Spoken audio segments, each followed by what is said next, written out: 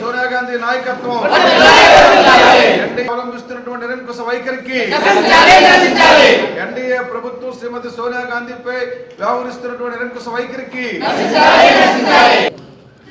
భారత జాతీయ కాంగ్రెస్ పార్టీ అధ్యక్షురాలు శ్రీమతి సోనియా గాంధీ గారు జన్మదిన కార్యక్రమం కార్యాలయంలో నిర్వహించడం జరిగింది.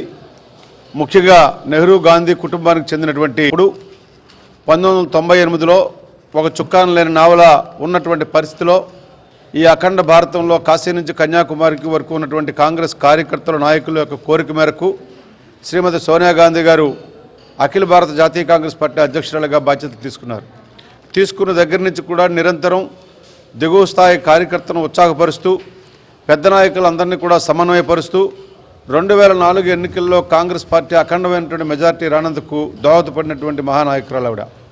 2004 నుంచి 2010 వరకు కూడా ఆవిడ చూపించినటువంటి మార్గం ముఖ్యంగా గ్రామీణ ప్రాంతంలో national rural employment guarantee scheme పెట్టి అక్కడ యువకులందరూ కూడా వలసపోకుండా రైతు కూలీలందరూ కూడా ఆత్మహత్యలు చేసుకోకుండా అనేక రకాలైనటువంటి ఉపాధి కార్యక్రమాలు చేపట్టింది ఆవిడ. అంతేకాకుండా పట్టణవాసాల్లో జైనునియరం స్కీమ్ భారత ప్రభుత్వం మన్మోహన్ సింగ్ గారి చేత పెట్టించి పట్టణాల ఆధునీకరణ కార్యక్రమం శ్రీకారం చుట్టింది ఆవిడ.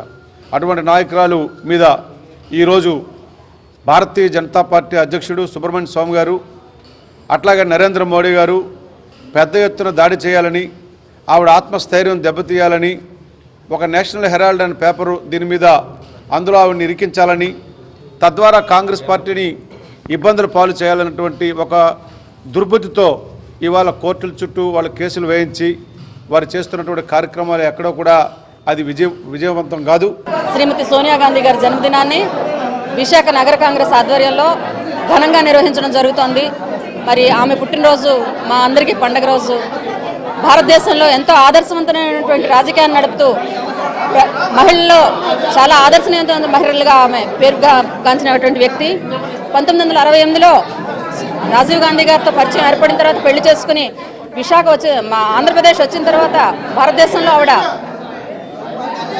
భారతీయ సంస్కృతి సాంప్రదాయాలను గౌరవిస్తూ ఒక చక్కని కోడలిగా మెలుగుతున్న టైంలో భారతదేశ భౌగోళిక విచ్ఛిన్నం కోకూడదు అని చెప్పి కోరినటువంటి శ్రీమతి ఇందిరాగాంధీ గారి మరణం, అదేవిధంగా దేశంలోనే కాదు ఇతర దేశాల్లో కూడా శాంతి సౌఖ్యాలు దేశంలో అభివృద్ధి కావాలని చెప్పి కోరినటువంటి రాజీవ్ గాంధీ గారి మరణం ఆవిడ్ని ఒక విధంగా బాధ పెట్టినప్పటికీ కూడా ఆమె ఏం చేయాలో తెలియని పరిస్థితుల్లో పార్టీ పరిస్థితి పాడవుతున్న టైంలో మళ్ళీ ఆవిడ పగ్గాలు చేపట్టి భారతదేశాన్ని పురోగభివృద్ధిలో తీసుకెళ్లడంలో పార్టీని పురోగభివృద్ధిని తీసుకెళ్లడంలో చాలా కీలకమైనటువంటి పాత్ర నిర్వహించారు.